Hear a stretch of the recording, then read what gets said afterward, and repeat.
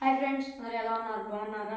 అందరూ బాగున్నారు అనుకుంటున్నాను. ఈరోజు దేవుని వాగ్దానంతో నేను మీ ముందుకు వచ్చాను. ఈరోజు దేవుని వాగ్దానము మీకా గ్రంథము 7వ అధ్యాయము 7వ వచనము.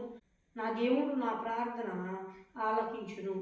ఫ్రెండ్స్, ఈరోజు దేవుని వాగ్దానం నా దేవుడు నా ప్రార్థన ఆలకించును అని ఇక్కడ ఉందన్నమాట. మరి ఈరోజు దేవుడు మనతో చెప్పేది ఏంటంటే, నీ ప్రార్థన నేను ఆలకిస్తాను అని ఈరోజు ఈ వాగ్దానం ద్వారా దేవుడు చెబుతున్నాడు అనమాట. దేని విషయంలో కూడా భయపడాల్సిన అవసరం లేదు. మరి దేవుడు మన ప్రార్థన అంటే మన ప్రార్థన ఆలకిస్తాను అని ఈరోజు వాగ్దానం ద్వారా తెలుపుతున్నాడు అనమాట.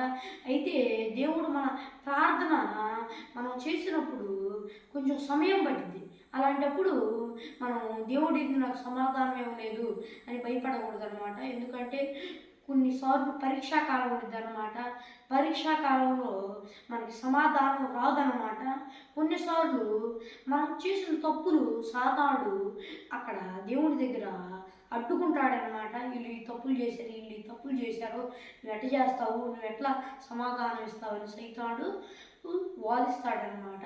మరి ఏది ఏమైనా దేవుడు మన ప్రార్థన ఆలకిస్తాడనమాట.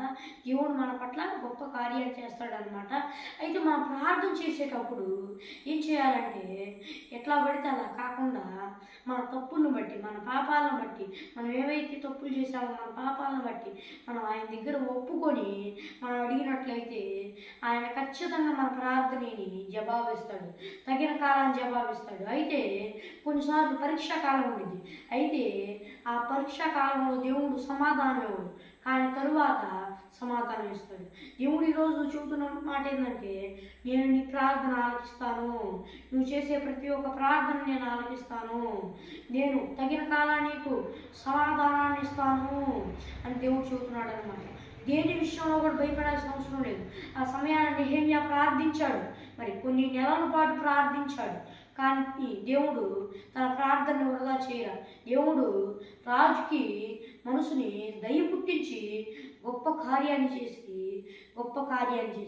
ఇక్కడ ఈరోజు మన ప్రార్థన కూడా దేవుడు అంటాడు, తగిన కాలాన్ని కార్యాన్ని చేస్తాడు. ఆ సమయాన దేవుడు నెహెమ్యా ప్రార్థన విన్నాడు. నెలల తరబడి ఆయన చేశాడు. దేవుడు తన ప్రార్థనని వేస్ట్ అవనీలా, దేవుడు గొప్ప కార్యాలు చేశాడు.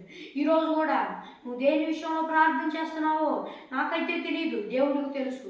నువ్వు ఆయన ప్రార్థన చేస్తున్నావు, ఆయన నీకు తగిన కాలాన్ని జవాబిస్తాడు. ఆ సమయాన్ని నెహెమ్యాతో దేవుడు జవాబిచ్చాడు, ఈరోజు నీతో జవాబిస్తాడు. దేని విషయంలో కూడా భయపడాల్సిన అవసరం లేదు. మరి ఇది ఫ్రెండ్స్ ఈరోజు దేవుని వాగ్దానము.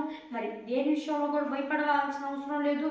మరి దేవుడు మీకు ఈ వాగ్దానం ద్వారా చెప్పేది ఏంటంటే, మీరు చేసే ప్రార్థనల్లా నేను విన్నాను, మరి దేవుడు నేను మీకు సమాధానం ఇస్తాను, దేని విషయంలో కూడా భయపడాల్సిన అవసరం లేదు అని దేవుడు మీతో చెబుతున్నాడు అనమాట. దేని విషయంలో కూడా భయపడాల్సిన అవసరం లేదు, భయపడవాకండి. మరి ఇది ఫ్రెండ్స్ ఈరోజు దేవుని వాగ్దానము. మరి చిన్న ప్రార్థన చేసుకుందాం.